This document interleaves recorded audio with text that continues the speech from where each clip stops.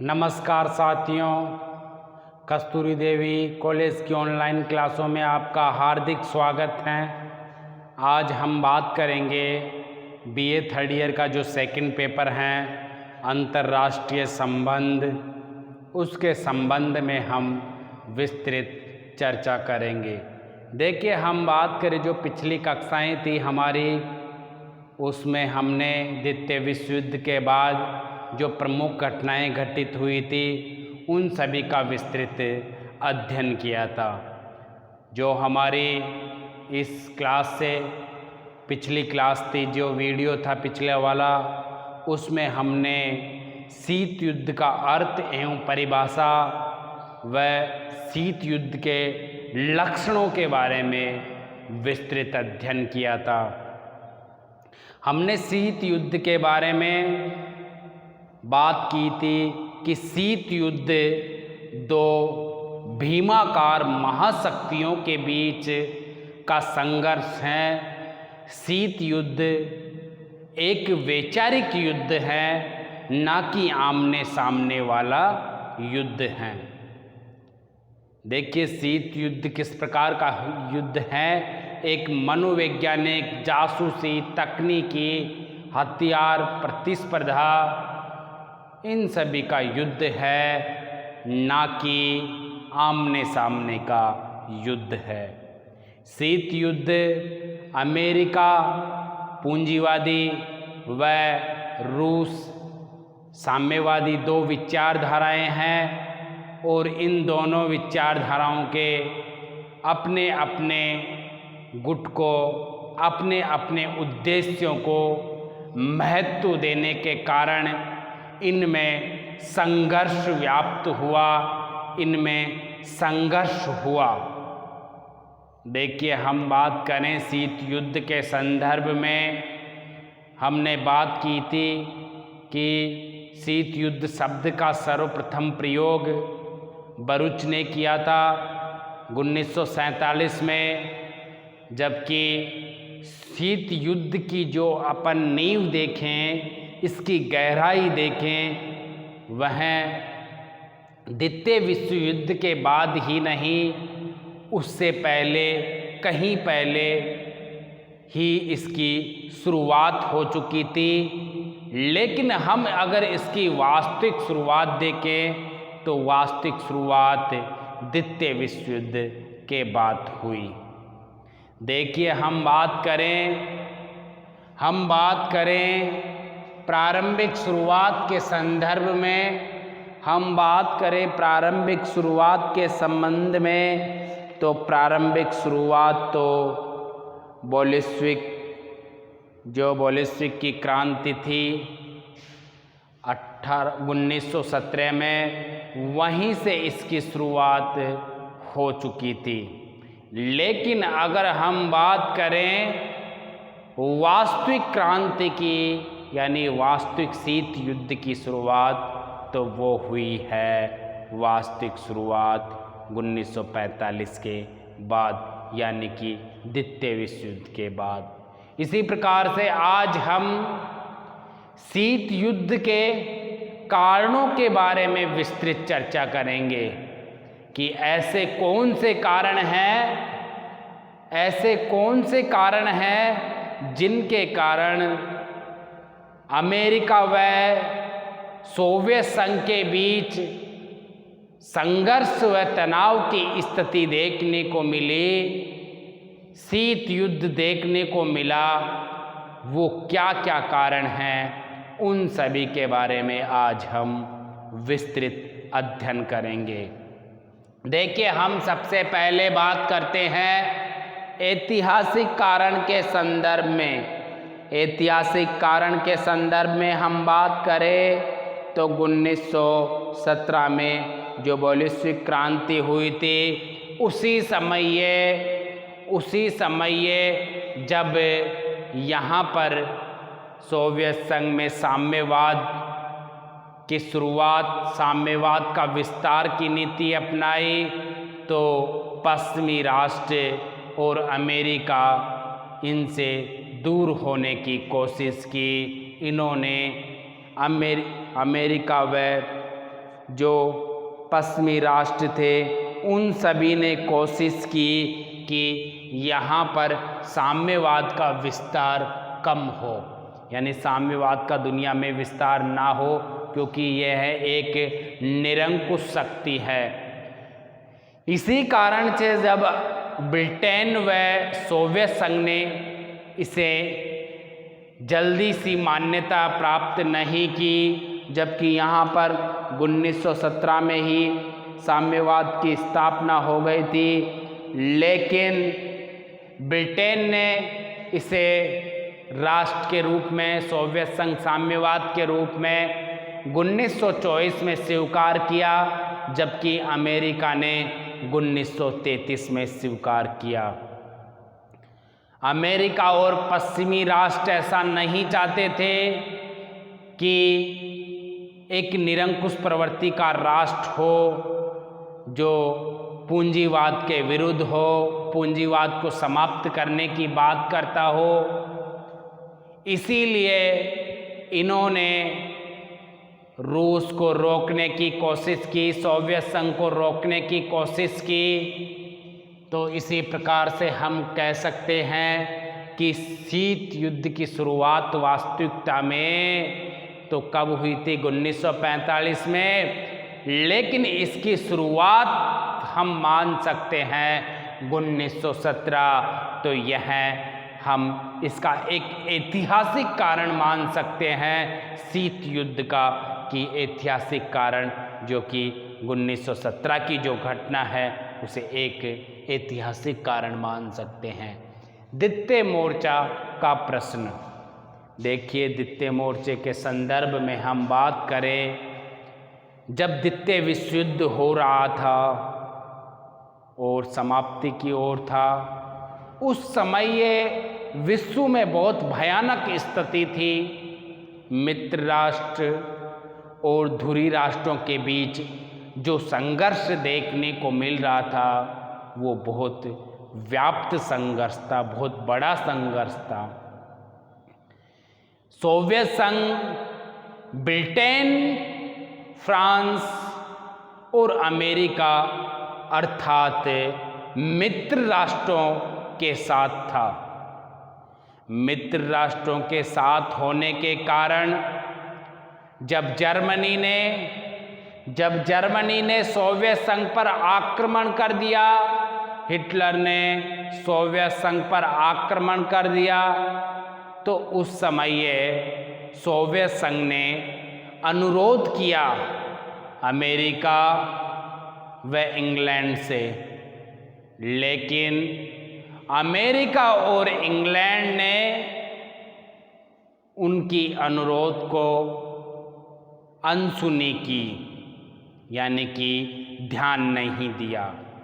क्यों नहीं दिया? क्योंकि वह सोवियत संघ को एक शक्तिशाली राष्ट्र के रूप में नहीं देखना चाहते थे। वो नहीं चाहते थे कि जर्मनी का विनाश हो जाए, और जर्मनी का विनाश होने के बाद में सोवियत का प्रभाव और विस्तार जर्मनी तक पहुंच जाए, जिससे कि साम्यवाद का विस्तार होगा और यूरोप की और भी कंट्री है, और भी राष्ट्र है, उसमें वह अपना प्रभाव स्थापित कर लेगा। इसी बात से चिंतित होकर के इंग्लैंड के चर्चिल और अमेरिका दोनों ही भयभीत थे, और दोनों के मध्य इसको लेकर के विस्तृत चर्चा हुई, और उस चर्चा के माध्यम से उन्होंने सोवियत संघ की समय पर सहायता नहीं की।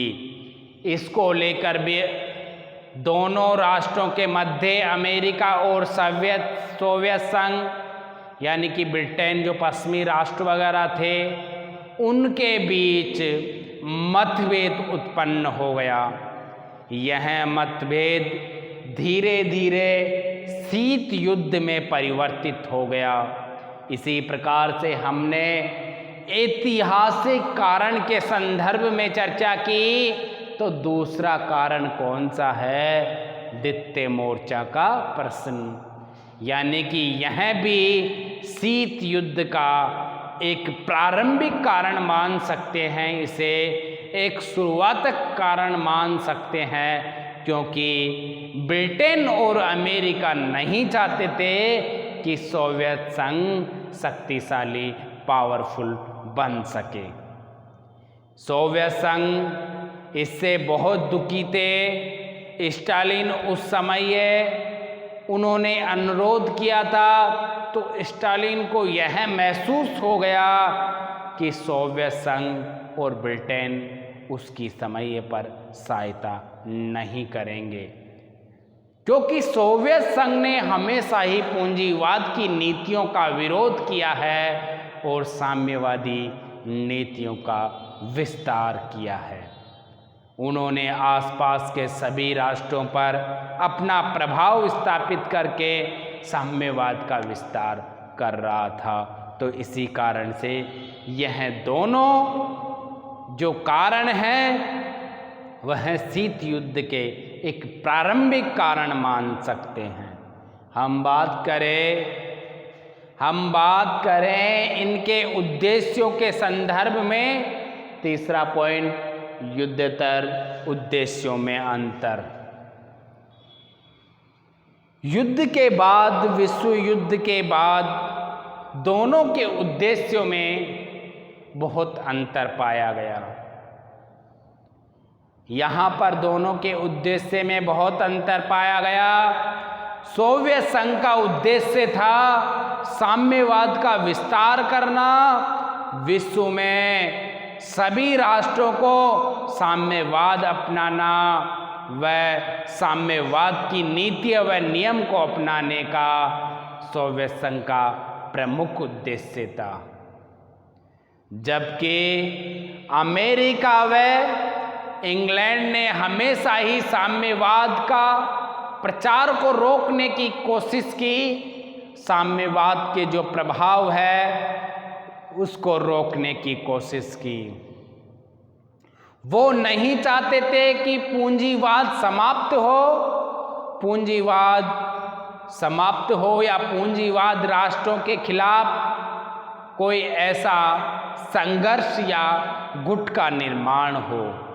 इसीलिए यहाँ पर कह सकते हैं जो पूंजीवादी राष्ट्र थे, अमेरिका गुट वाले राष्ट्र थे, वह अपने उद्देश्यों का विस्तार करने के लिए, पूंजीवादी का विस्तार करने के लिए, और सोवियत संघ साम्यवादी का विस्तार करने के लिए दोनों प्रतिबद्ध अपनी अपनी जगह पे थे।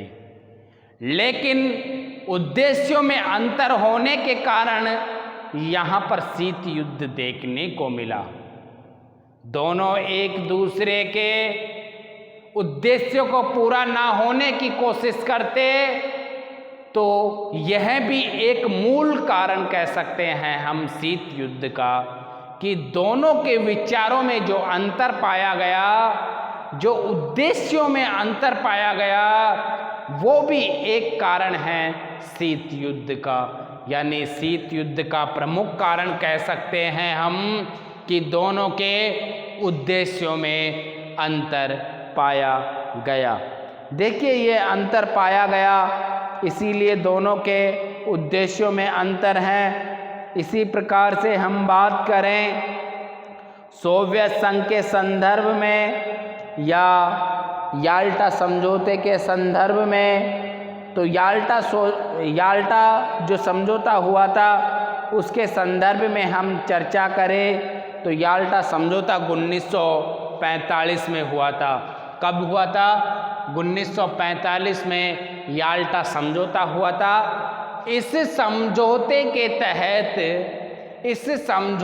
तहत यह कहा गया था कि सोवियत संघ पोलैंड में लेबनिन जो शासन है,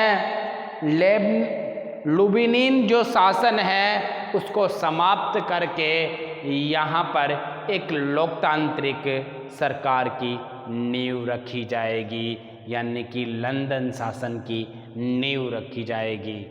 देखिए यहाँ पर क्या है कि सोवियत समझौते के तहत 3 व्यक्तियों के बीच हुआ था, ब्रिटेन के चर्चिल, रूस के स्टालिन यानी सोवियत संघ के, और अमेरिका के रूजवेल्ट। इन तीनों राष्ट्रपतियों के मध्य एक समझौता किया गया था और उस समझौतों का नाम दिया गया याल्टा समझौता।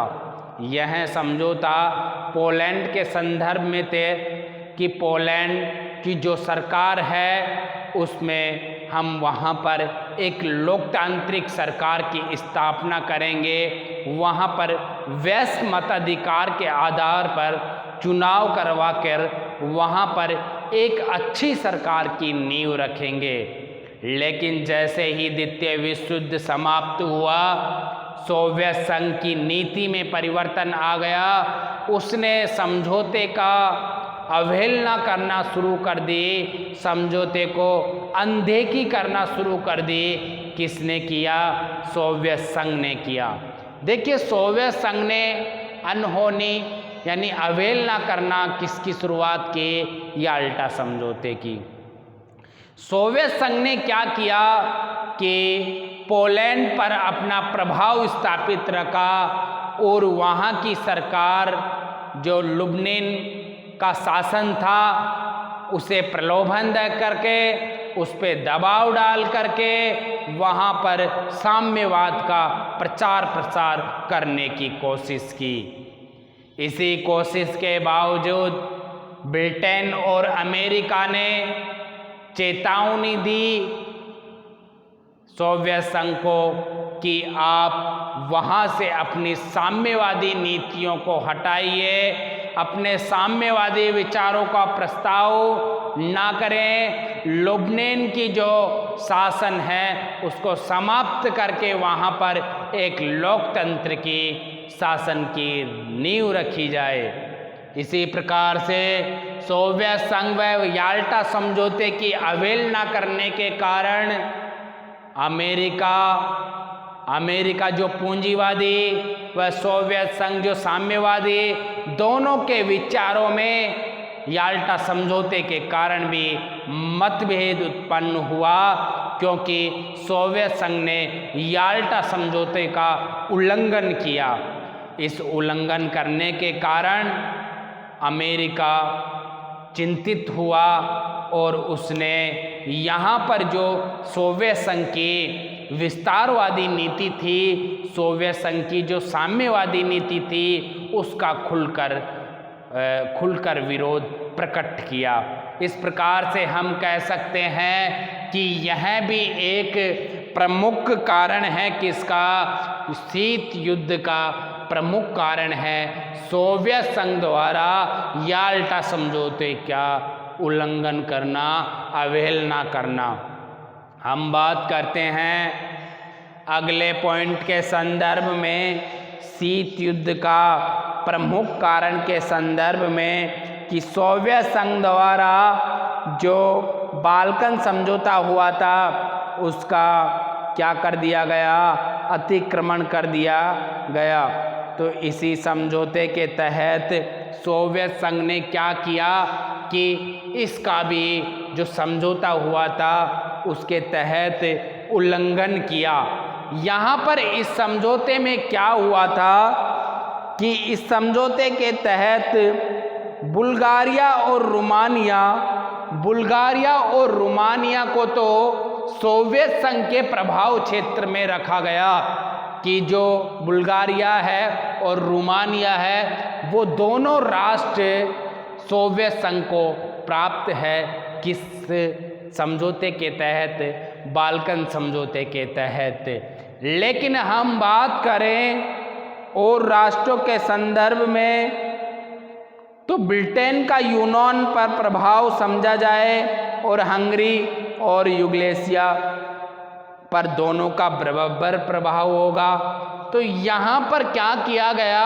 सोवियत संघ ने बुल्गारिया और रोमानिया, इसके अलावा यूगोस्लाविया पर भी अपना प्रभाव स्थापित करने की कोशिश की। इन्होंने हंगरी पर भी अपना प्रभाव, अपने साम्यवादी जो नीति थी उसका विस्तार करने की कोशिश की। इसी का विरोध किसने किया? ब्रिटेन ने किया।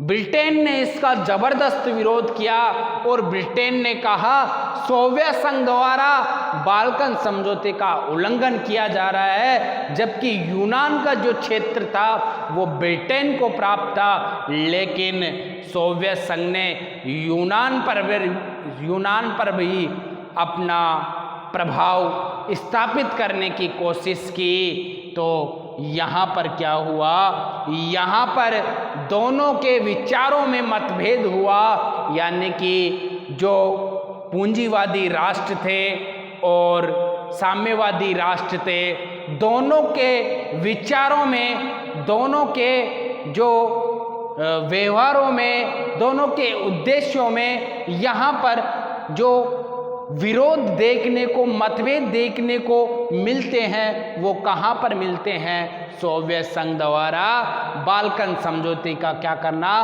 अतिक्रमण करना, अवहेलना करना। यह भी एक प्रमुख कारण है किसका? शीत युद्ध का। किसका है? शीत युद्ध का। यह है पांचवा और प्रमुख कारण। हम बात करें अगले कारण के संदर्भ में, हम बात करें अगले कारण के संदर्भ में, तो अगला कारण है ईरान से सोवियत सेना का न हटाया जाना। देखिए क्या हुआ, जब द्वितीय विश्व युद्ध हो रहा था तब ब्रिटेन के समर्थन से, अमेरिका के समर्थन से उत्तरी ईरान पर आक्रमण करके सोवियत संघ ने अपने प्रभाव क्षेत्र स्थापित किया। जबकि जो दक्षिणी ईरान था, तो दक्षिणी ईरान पर अमेरिका व ब्रिटेन का प्रभाव स्थापित था। जब द्वितीय विश्व युद्ध समाप्त हो गया तो ब्रिटेन व अमेरिका ने जो दक्षिणी ईरान पर सेना थी उसको, अपनी सेना को हटा दिया। लेकिन यहाँ पर जो सोवियत संघ था उसने अपनी सेना को नहीं हटाया। उसने मना कर दिया कि यह हमारे प्रभाव क्षेत्र में आता है। इस विचार को लेकर के, इस मतभेद को लेकर के भी दोनों में परस्पर बहुत विरोध हुआ, दोनों में बहुत मतभेद उत्पन्न हुआ। तो यह भी एक प्रमुख कारण है किसका? शीत युद्ध का। क्योंकि जब समर्थन करके ब्रिटेन ने इसका प्रभाव स्थापित किया, द्वितीय विश्व युद्ध में इसका अधिकार करवाया, कहाँ पर? उत्तरी ईरान पर। लेकिन जब समझौते के तहत यह कहा गया कि ईरान को मुक्त किया जाए, ईरान से सेना हटाई जाए, तो वहाँ पर सोवियत संघ ने मना कर दिया। तो यह भी क्या हुआ? दोनों में एक किस प्रकार का मतभेद उत्पन्न हुआ। हम बात करें इसी के संदर्भ में, तो यहाँ पर अमेरिका ने यहाँ तक चेतावनी दे दी कि अगर आपने सेना नहीं हटाई तो हम संयुक्त राष्ट्र संघ में जाएंगे, वहाँ पर आपका क्या करेंगे? आपका विरोध प्रकट करेंगे सभी राष्ट्रों के समक्ष। तो इसी मतभेद को लेकर के भी दोनों के बीच परस्पर बहुत मतभेद उत्पन्न हुआ, क्योंकि सोवियत संघ ईरान में एक साम्यवादी सरकार की स्थापना करना चाहता था। अपनी साम्यवादी का जो नीति है उसको प्रचार प्रसार करना चाहता था। इसी प्रकार से यहाँ पर ईरान से सेना ना हटाना एक प्रमुख उद्देश्य था किसका? सोवियत संघ का। सोवियत संघ का एक प्रमुख उद्देश्य ये था कि सोवियत संघ ईरान से अपनी सेना को ना हटा करके यहाँ पर एक साम्यवादी सरकार की स्थापना करना ही इसका एक प्रमुख उद्देश्य था। इसी प्रकार से हमने आज यह 6 पॉइंटों के बारे में विस्तृत अध्ययन किया है। देखिए, हम बात करें अगले जो हमारे पॉइंट हैं शीत युद्ध के कारण, तो वो कौन कौन से हैं। यूनान में सोवियत संघ का हस्तक्षेप, अर्थात यूनान में किस प्रकार से सोवियत संघ ने हस्तक्षेप किया। तुर्की पर सोवियत संघ का दबाव, किस प्रकार सोवियत संघ ने अपने सैनिक अड्डे स्थापित करने के लिए तुर्की पर दबाव डाला। अगला है अणु बम का आविष्कार, सोवियत संघ द्वारा अमेरिका विरोधी प्रचार अभियान, पश्चिम की जो सोवियत विरोधी नीति है उसका प्रचार, बर्लिन की नाकाबंदी, सोवियत संघ द्वारा वीटो का बार बार प्रयोग, सोवियत संघ की लैंड लीज सहायता बंद किया जाना और शक्ति संघर्ष का सिद्धांत मोर्गेनथाउ का। तो यह सभी जो शीत युद्ध के कारण हैं उनका हम अपने अगले वीडियो में विस्तार पूर्वक अध्ययन करेंगे। इससे पूर्व एक बार हम समझ लेते हैं आज हमने क्या क्या अध्ययन किया है। देखिए, आज हमने शीत युद्ध का प्रमुख ऐतिहासिक कारण जाना है कि शीत युद्ध की शुरुआत कहाँ से हुई, 1917 से, जबकि वास्तविक शुरुआत कब हुई, 1945 के बाद, द्वितीय विश्व युद्ध के बाद। यानी ऐतिहासिक जो कारण था हमारा शीत युद्ध का, उसके बारे में हमने चर्चा की। इसके अलावा हमने चर्चा की द्वितीय मोर्चे का प्रश्न, उस पर भी हमने विस्तृत चर्चा की। इसके अलावा हमने जो युद्धतर उद्देश्यों में अंतर पाया गया सोवियत संघ व अमेरिका में, उसके बारे में भी हमने विस्तृत चर्चा की। इसी प्रकार से हमने अगली चर्चा की सोवियत संघ द्वारा याल्टा समझौते का उल्लंघन करना, अवहेलना करना, किस प्रकार से अवहेलना और उल्लंघन किया। और हमने अगले पॉइंट के बारे में चर्चा की सोवियत संघ द्वारा बाल्कन समझौते के अतिक्रमण करना। इसके अलावा हमने चर्चा की ईरान से सोवियत सेना ना हटाए जाना। तो इस प्रकार से हमने 6 जो कारण हैं उनके बारे में विस्तृत अध्ययन कर चुके हैं। किसके कारण है? शीत युद्ध के कारण। किन किन के बीच है? अमेरिका व सोवियत संघ के बीच है। तो इसी प्रकार से हमारी अब कल नेक्स्ट क्लास आएगी जिसमें हम विस्तार से कारणों के बारे में, अगले कारणों के बारे में चर्चा करेंगे। तब तक के लिए नमस्कार, धन्यवाद।